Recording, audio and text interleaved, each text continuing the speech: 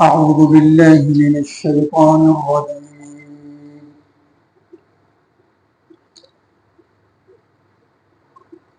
بسم الله الرحمن الرحيم. إنما يأمركم بالسوء والفحشاء وأن تقولوا على الله ما لا تعلمون.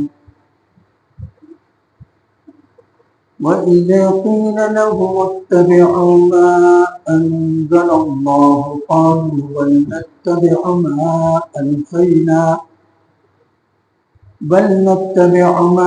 ألفينا عليه آباءنا أولو كان آباؤهم لا يعقلون شيئا ولا يهتدون. صدق الله العظيم. सूरत अल-बकरा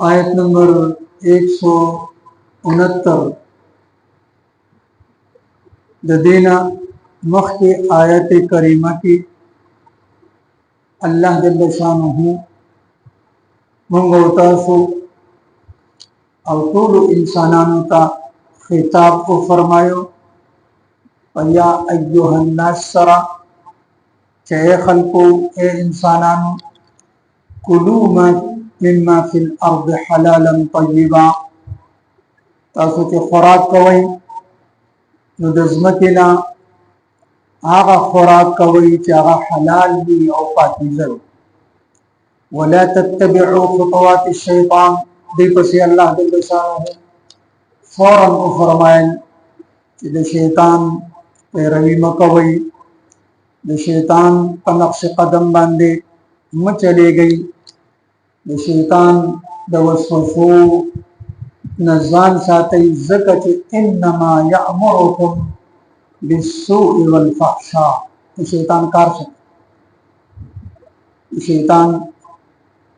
कार शैतानत खास तौर सरा द हलाल कसब पबारके द हलाल खुराक पबारके द हलाल गटी पबारके शैतान अगर पर इंसान बानी जोर लगई कि दे द हलाल आमदन द हलाल गटी द हलाल कसब द हलाल खुराक ना महरूम शियो पर हराम के वाकई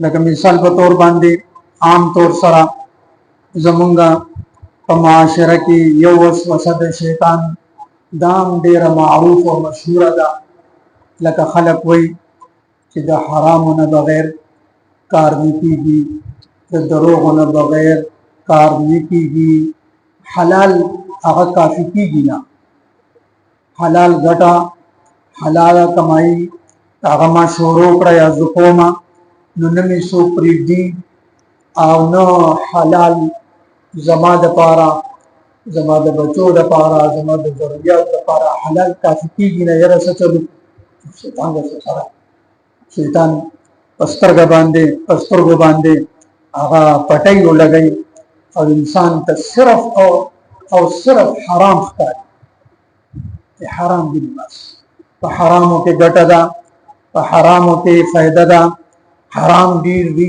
ओवर फलान के जदे आगा दा हलाल और दा हराम परवाने साथी अगर कम देना तो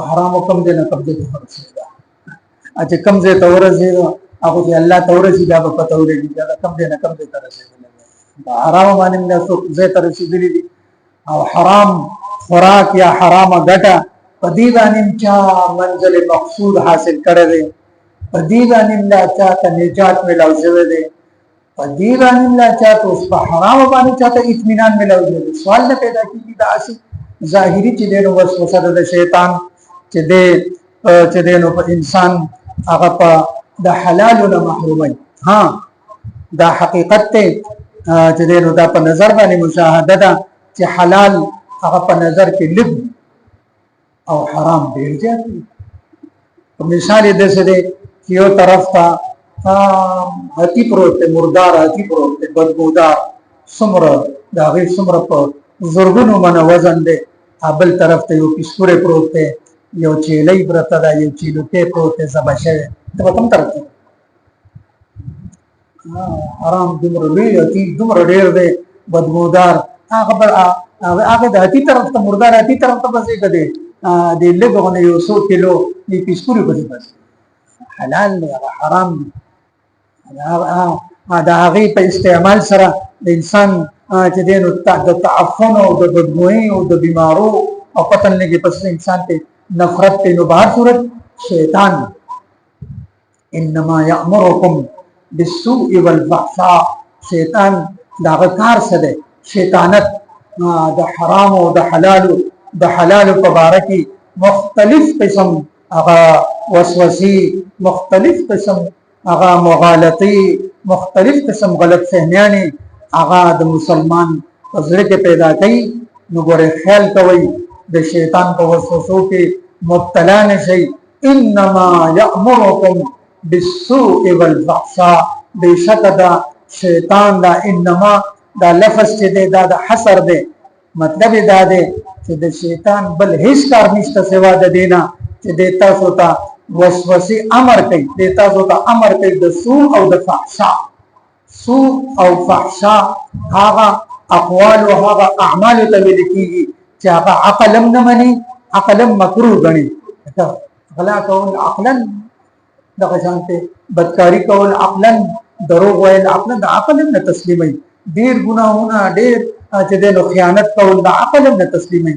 نو عقلا هم ممنوع دي او شرعا هم ممنوع دي. بعضې خبرې هغه عقل چې دی نو هغه مني چې دا پکار دی، سود دی، سود دی، ربا ده، سود دی، مال پې زیاتېږي. عقل وایي چې دې سود پسې ځه، لیکن شریعت وایي چې یمحق الله الربا ويربي الصدقات، سود الله پاک ختمي او صدقات الله زیاتوي. زیادت نه مراد یو کیفیت ته، یو کمیت ته. خو بهر صورت انما یامرکم بالسوء والفحشاء، شیطان تاسو ته امر کوي، تاسو نه طلب د ګناه کوي په امر سره هم او په منع کولو سره هم. بالسوء والفحشاء د بدۍ او د بې حیایي. یعنې شیطان ستاسو د دنیا دشمن هم دی، ستاسو د آخرت دشمن هم دی. شیطان ستاسو د صحت دشمن هم دی، ستاسو د روح دشمن هم دی. شیطان په هیڅ صورت کې هغه ستاسو کامیابی، ستاسو خوشحالي نه د دنیا برداشت کولی شي نه د آخرت برداشت کولی شي. بله خبره وان تقولوا علی الله ما لا تعلمون، شیطان تاسو ته حکم کوي چې تاسو وینا وکړئ، تاسو وینا وکړئ هغه وینا په الله باندې چې ستاسو ته د هغې نه دلیل معلوم دی، نه تاسو سره د هغې علم شته چې دا الله فرمایلی دي. مشرکینو به دا وي چې دا بعضې ځناور به یې په ځان حرام کړه، دې اوښي چې دی دې ډېره موده پی ورکړه او اوس دا قابل ده د دې خبرې چې دا د بوتانو په نوم باندې مونږ پرېږدو او دا اوښي سورة الانعام کې به ووایو دغه اوښان او دغه څاروي به یې په ځان باندې حرام کړه او نسبت ته الله ته کوو چې دا مونږ د الله دپاره کوو. درس وان تقولوا علی الله ما لا تعلمون، شیطان تاسو ته وسوسه کوي د دې خبرې چې تاسو په الله باندې هغه خبرې وکړئ چې تاسو سره نه د هغې علم شته او نه دلیل شته.